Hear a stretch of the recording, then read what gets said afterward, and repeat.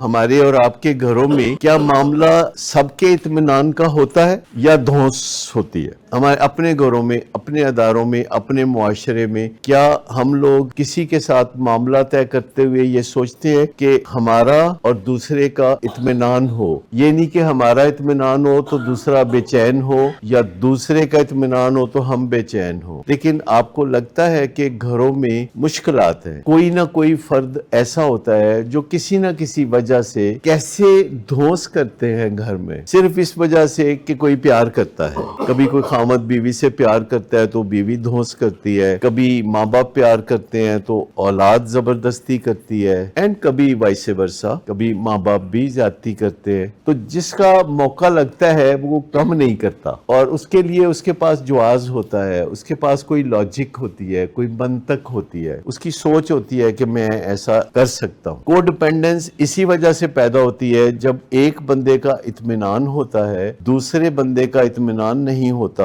جب ایک بندہ زیادتی کرتا ہے اور دوسرا کسی محبت کی وجہ سے یا رشتے کی وجہ سے اس کو سہتا ہے، تو اس سے بے چینی ہوتی ہے، بے چینی پھر بڑھتی ہے، پھر ڈپریشن ہوتی ہے، پھر ڈپریشن بڑھتی ہے، پھر غصے بیچ میں شامل ہو جاتے ہیں، پھر زندگی روگی ہو جاتی ہے۔ یہ جو روگ ہے جسے ہم کو ڈیپینڈنس کہتے ہیں، جو کہ ایک بہت بڑی بیماری ہے، یہ رشتوں میں لین دین کی خرابی سے پیدا ہوتی ہے، جسے ایک پارٹی قربانی کا نام دیتی ہے، دوسری پارٹی کہتی ہے میرا حق ہے، زور زبردستی بھی ہوتی ہے، کوئی مجبوریاں بھی ہوتی ہیں، ہر ایک کے پاس اپنی ایک لاجک ہوتی ہے۔ کبھی بندہ اتنا تل ملایا ہوتا ہے کہ اس کو غلط کام بھی ٹھیک لگتا ہے۔ ہم سب اس فیز میں سے گزرتے ہیں کہ کسی وقت ہمیں لگتا ہے کہ ہمارا بد اخلاقی کرنا بنتا ہے، کبھی کبھی ہمیں یہ بھی لگتا ہے کہ ہمارا ہاتھ اٹھانا بھی بنتا ہے، کبھی دھکے دینے بھی بالکل مناسب لگتے ہیں۔ اس کی وجہ یہ ہے کہ یہ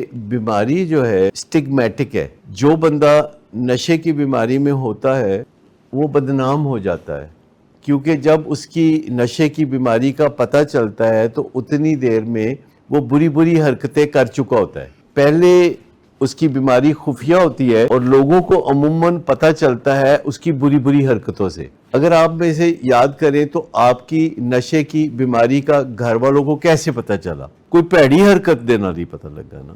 تو نشے کی بیماری کی جب ڈسکوری ہوتی ہے، جب لوگوں تک بات پہنچتی ہے، تو وہ کیسے پہنچتی ہے؟ دیکھیں نا، جب کسی کی فوڈ پوائزننگ ہوتی ہے، رات ایم عالم روڈ سے کسی ریسٹورنٹ سے کسی نے کھانا کھایا ہو، آدھی رات کو وومیٹنگ اور لوز موشن آئے ہو، اور باقی سب گھر والوں کو پتہ چل گیا کہ بندہ بیمار ہو گیا ہے، تو اسی طرح پتہ چلتا ہے نا۔ اس میں کوئی بدنامی والی بات، کوئی اور بات سامنے نہیں آتی۔ لیکن نشے کی بیماری جب دوسرے لوگوں تک بات پہنچتی ہے تو کیسے پہنچتی ہے؟ یا وہ پولیس میں پکڑا گیا، یا اس کا ایکسیڈنٹ ہوا، یا اس نے جھوٹ بولا، یا اس نے کوئی چیز بیچ دی، یا اس نے کوئی وعدہ پورا نہیں کیا۔ مطلب کوئی ایسی چیزوں کے ذریعے بات دوسروں تک پہنچتی ہے جنہیں عموماً کردار کی خامیاں سمجھا جاتا ہے۔ Beg borrow steal, kill or be killed. Domestic violence, دھونس دھاندلی، حدیں پار کرنا اس بیماری کا حصہ ہے۔